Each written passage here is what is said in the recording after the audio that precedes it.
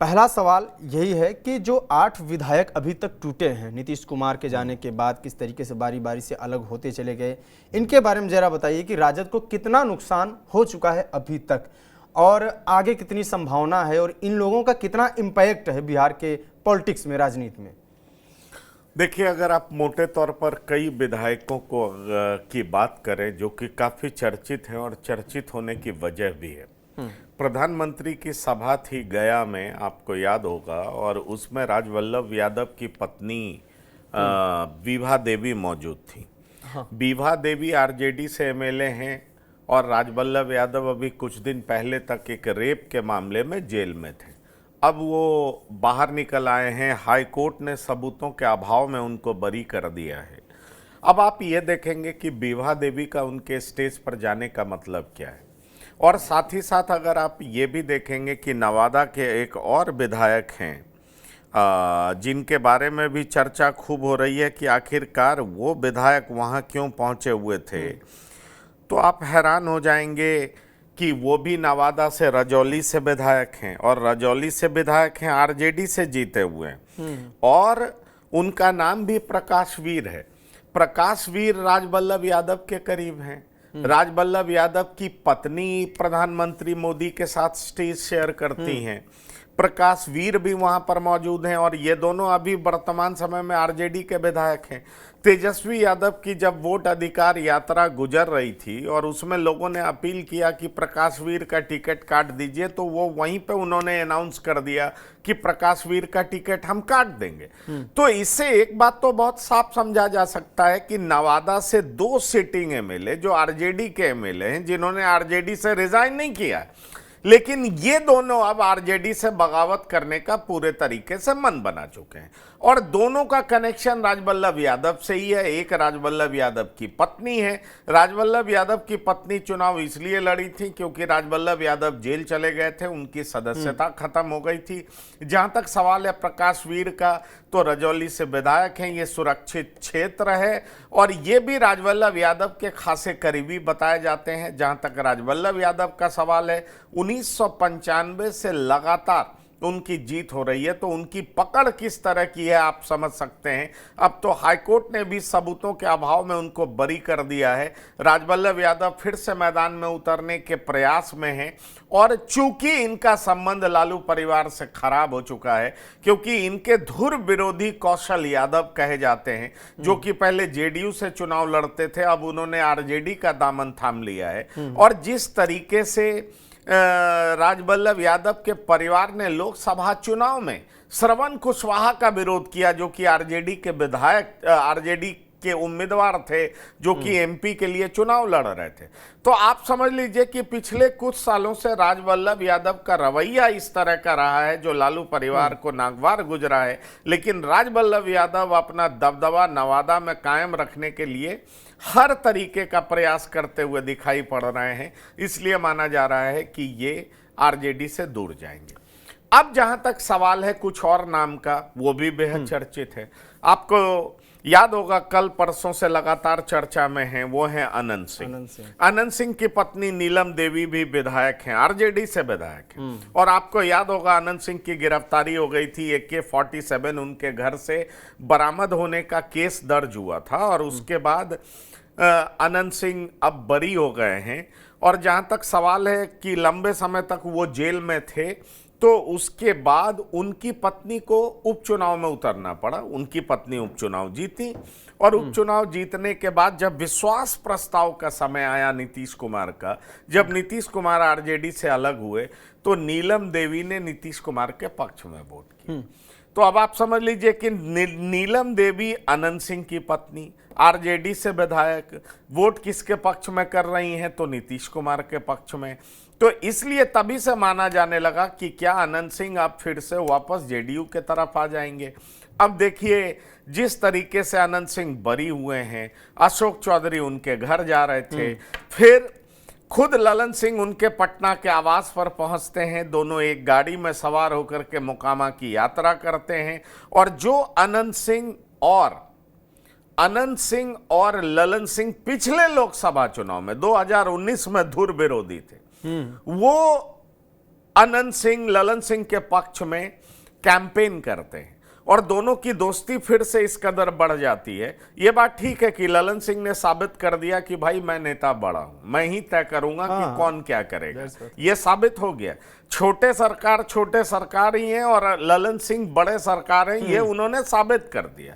और हर पॉलिटिशियन बाहुबली से कहीं ज्यादा ताकतवर होता है, ये हमने कई बार देखा है अंकित।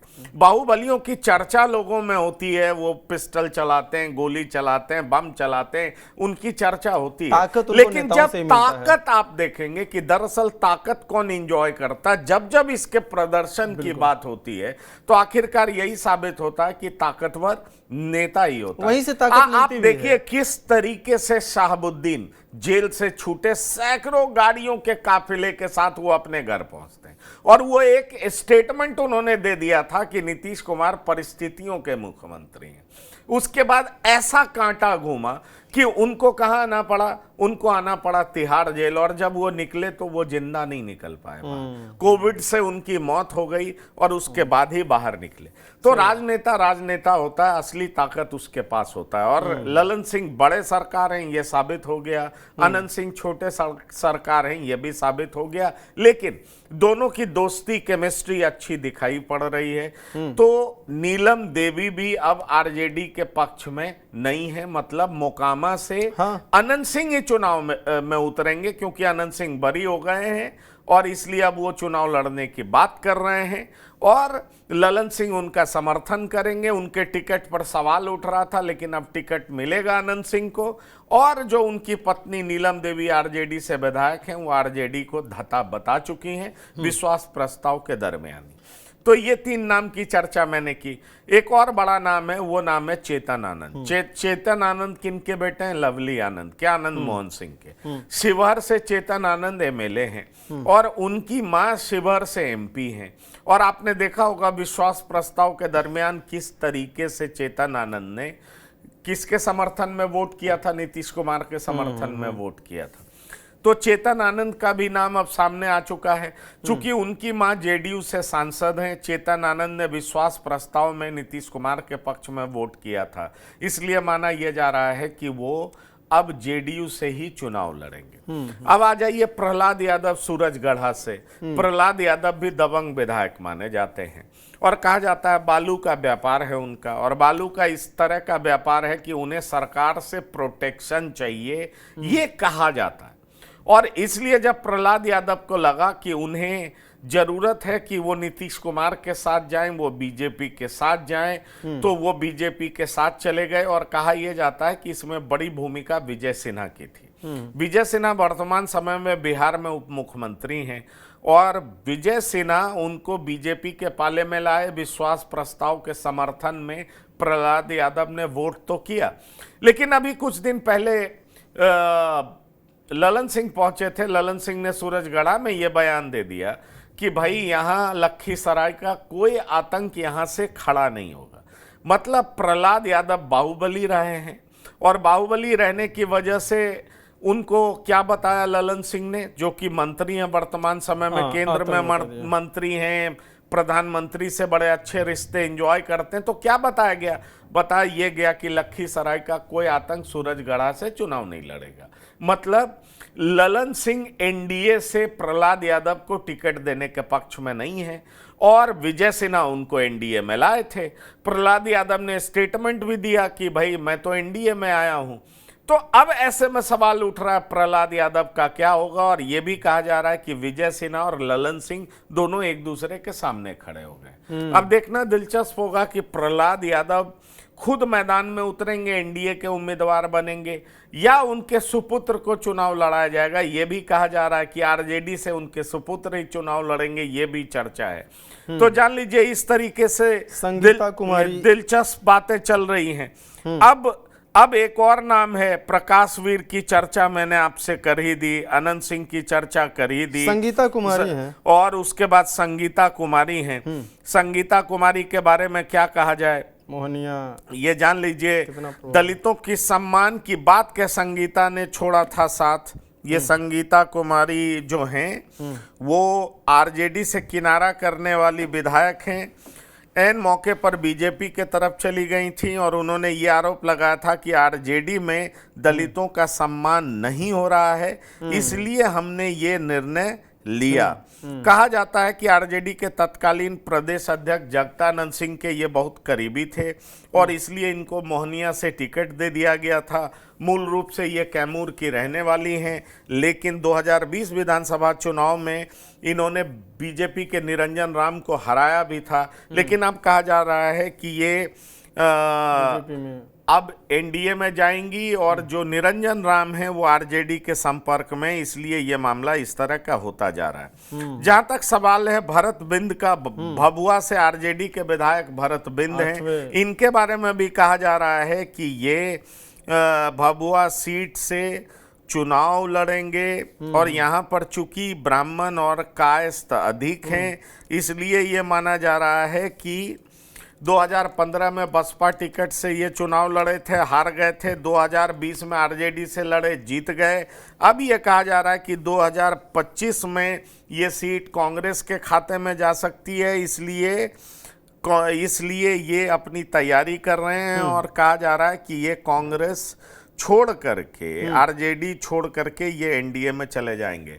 और 8वां नाम आप जानते हैं, बड़ा नाम तेज प्रताप यादव का। तेज प्रताप यादव जिस तरीके से फिलहाल वो हसनपुर से विधायक हैं, लेकिन अब वो कहाँ से लड़ना चाहते हैं, महुआ से लड़ना चाहते हैं। और तेज प्रताप राकेश रोशन के विरोध में लड़ना चाहते हैं। उन्होंने अपना रिलेशनशिप एक्सेप्ट किया सोशल मीडिया पे, जहानाबाद के एक कार्यक्रम में अपने भाई के खिलाफ बिगड़ गए जब तेजस्वी के समर्थन में नारा लगाया गया। तो कहा यह जा रहा है कि भाई ये फालतू बात मत करो। और जिस तरीके से अपने भाई के विरोध में उन्होंने खुल करके बोला और कहा कि जो घमंड करेगा वो जल्दी ही गिरेगा, अगर नौटंकी करोगे तो रोजगार नहीं मिलेगा। मतलब तेजस्वी का नाम सुन करके वो इस तरीके से भड़क गए। और फिर एक अगला नाम महनार से है, जिनका नाम है वीना सिंह, आरजेडी से जीती हैं, जेडीयू को हराई हैं। वीना सिंह के बारे में भी कहा जा रहा है कि ये एनडीए में आ जाएंगी। जब आरजेडी में आई थी, रघुवंश प्रसाद सिंह ने जबरदस्त विरोध किया था, रघुवंश बाबू ने इस्तीफा तक दे दिया था।